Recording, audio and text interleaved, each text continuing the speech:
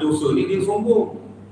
Rasa tak pernah buat salah, rasa tak pernah berdosa, rasa diri sempurna, rasa dah dekat dengan Allah, rasa dah sampai rahmat Allah, rasa tak pernah buat dosa. Ini semua sifat orang yang sombong. Kalau dalam hati seseorang ada teringat tentang dosa, dan dia tidak pernah melupakan dosa yang dia buat, maka itu tanda mulia. Supaya apa? Allah nak dia lagi bersungguh-sungguh bertaubat kepada Allah, membersihkan hatinya. Yang kedua, supaya apa? Supaya Allah nak dia jadi orang yang buang daripada sifat sombong. Macam Fir'aun. Fir'aun dia rasa dia sempurna sangat, tak pernah sakit, tak pernah buat dosa, rasa diri dia betul. Itu bahaya.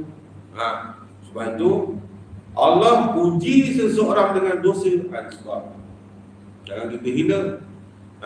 Mungkin disebabkan dosa dia itu asbab dia bertobat kepada Allah dan dia kembali kepada Allah.